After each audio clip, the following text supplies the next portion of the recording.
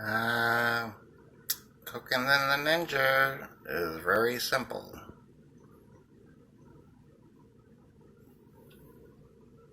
Very simple. Just gonna do some chicken and vegetables and it comes out nice and easy. Starting off with some extra virgin. Then get all our spices over there. And then just throw it in. No, not bad.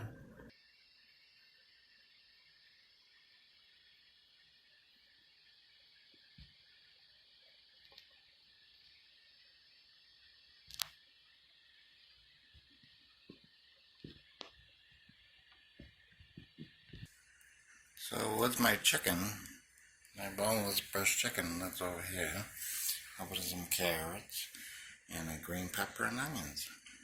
And it'll come out pretty good. Just dice the onion a little bit.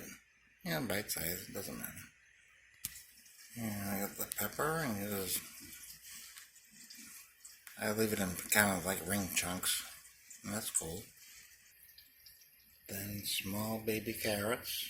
You don't have to dice them or nothing, you just throw them right in the pot into the trusty Ninja. With the rest of the ingredients, let them cook down, then throw your meat in. Then because we're using boneless chicken breast and need some flavor and fat, whole stick of butter right in there.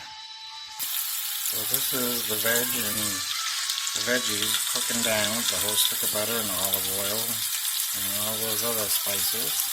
I'm going to let those go for a little bit. I'm going to give them a stir. That's alright. Let's stir it all up and then nice and good. The butter will melt in and nothing will burn. Be good.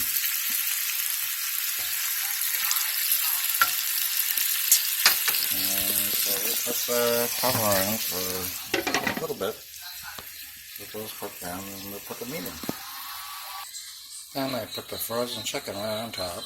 Doesn't matter, it could be defrosted or I've done it a lot of times it was frozen. And I'll throw a little bit more Old Bay on top. Put some Old Bay seasoning on, throw it right on top. Just so when the meat melts, there's some flavor in there. Even though there's plenty of flavor in it. Anyway, get the stick of butter in there, salt, pepper, and then we'll cover it up and let it do its thing.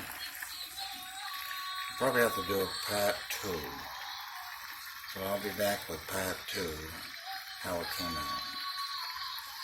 But the Ninja Cooker, I love this thing. It does everything.